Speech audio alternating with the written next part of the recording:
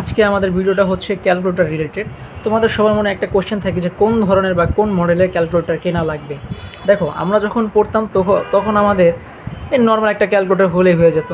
তোমরা বাজারে দেখবা অনেকে হিসাব নিকেশের জন্য দেখবে 100-150 টাকার মধ্যে ক্যালকুলেটরগুলো পাওয়া যায়, সেগুলো দিয়ে চলে যায়। কিন্তু এখনকার বই হচ্ছে সিলেবাস চেঞ্জ হয়েছে। যখন আমরা 9-10 যখন সায়েন্স ভর্তি হয়েছিলাম, আবার কলেজে আবার ভার্সিটিতেই বলি, তো তখন আমাদের রিকমেন্ড করতো যে তোমরা সবসময় ইএস মডেলের একটা 991 এই মডেলের ক্যালকুলেটারই কিনবা। কিন্তু এখন কথা হচ্ছে সব ক্লাসে কি এগুলো অ্যালাউ না। আমাদের সময় দেখা গেছে যখন আমরা এসএসসি পরীক্ষা দিই তখন আমরা জানতে পারলাম যে আমরা যে ক্যালকুলেটরগুলো নিয়ে যাই সায়েন্টিফিক, যেটা এক্সট্রা সায়েন্টিফিক বলা হয় যাদেরকে, তো সেগুলো কিছু কিছু অ্যালাউ হয়, কিছু কিছু অ্যালাউ না।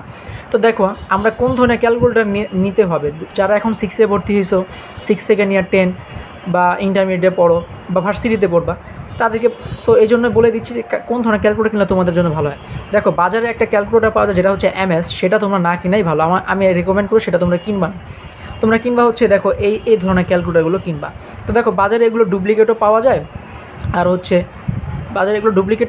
আর হচ্ছে তোমার অরিজিনালও পাওয়া যায়। তোমরা চেষ্টা করবে অরিজিনাল। আপাতত যারা 6 থেকে 10-এ পড়ে তারা ডুপ্লিকেটই কিনবা, যারা কলেজে তারা অরিজিনাল কিনলেই তাদের কারণ তাদের এটা অনেক লং টাইম ইউজ করা লাগবে। তো দেখো, তো তোমাদের মডেলগুলো দেখা দিচ্ছি। প্রথমে হচ্ছে এফ অফ এক্স ফাংশন এক্সের হচ্ছে 100 ES, এইগুলো হচ্ছে বোর্ডে অ্যালাউ করে।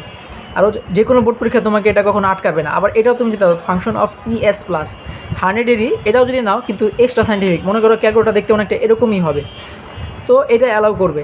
তারপরে হচ্ছে দেখো 991 ES, আবার হচ্ছে ES প্লাস, এগুলো হচ্ছে তোমাদের বাজারে দেখবা তোমরা অ্যাভেলেবেল পেয়ে যাবা।